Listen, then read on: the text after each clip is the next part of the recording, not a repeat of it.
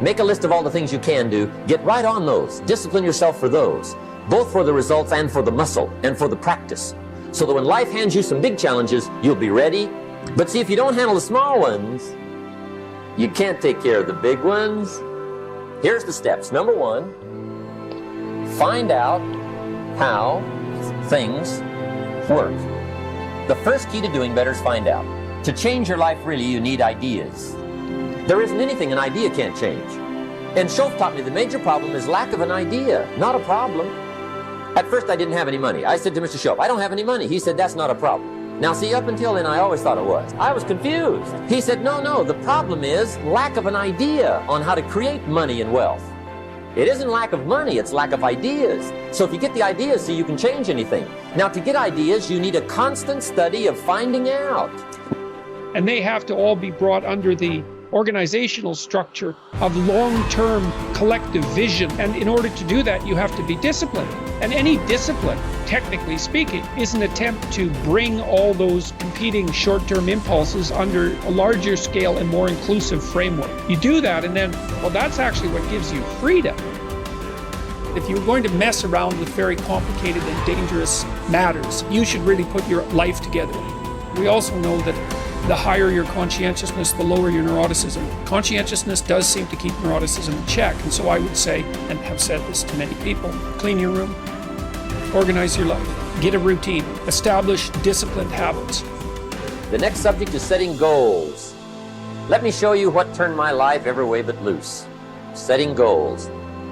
Here's what can easily happen if you don't set goals. It's easy to let life deteriorate into making a living instead of designing a life. And we all have a choice. Make a living or design a life. It's easy to get trapped by economic necessity. But the best advice I can give you on how to break out of that trap is to learn how to set goals. Mr. Schoaf put it to me this way. He said, Jim, if you had enough reasons, you could do the most incredible things. If you have enough reasons. Write down your why.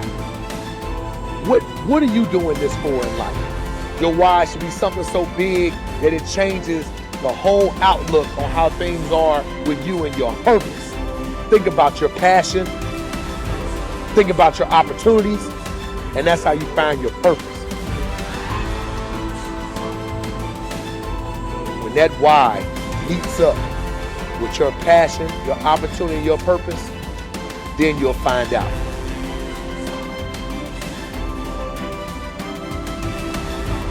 Most of us are standing in a busy street, just letting the opportunities in life pass us by.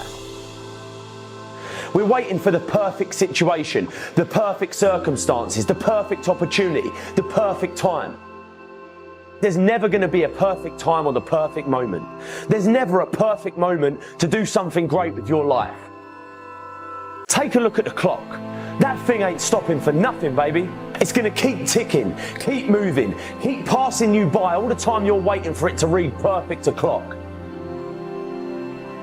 You have to take action now. Whatever that goal is, whatever that dream is that you're holding in your mind, now is the time. Forget all your excuses. Forget all your problems. Not tomorrow, not next week, but right here, right now. Why keep looking around at people that are where you want to be, living the type of life you want to live? Look at that place where they are and say to yourself, now is my time.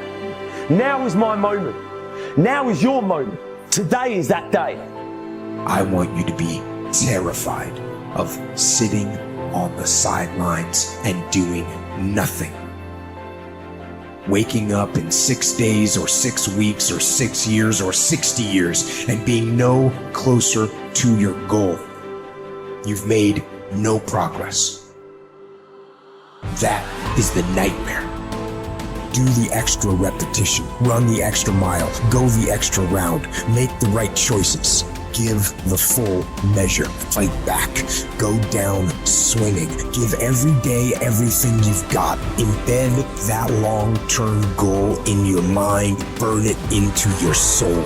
I got here not because I'm the strongest, not because I'm the fastest, not because I'm the best. I never stopped fighting. it got harder and it got harder. And it seemed the further I climbed, the harder it got. But I didn't stop. I didn't quit. I just kept fighting and fighting and fighting. Think about it, write about it, talk about it, hang it up on your wall, but most important, do something about it every day. Every day, do something that moves you toward that goal, that keeps that goal alive and in sight and in focus. Do what you say, mean what you say, follow through for something for one time in your life. One time.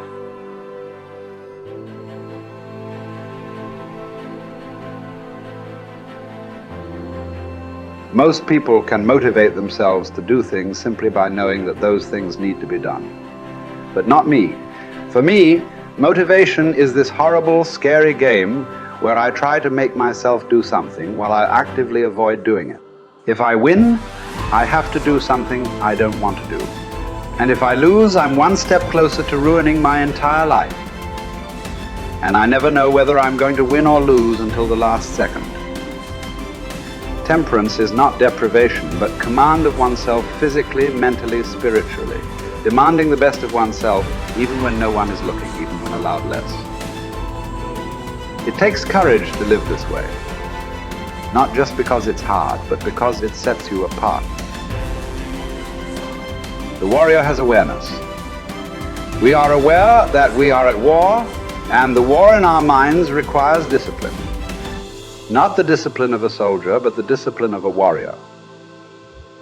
Not the discipline from the outside to tell us what to do and not to do, but the discipline to be ourselves, no matter what. A weak mind must be constantly entertained and stimulated.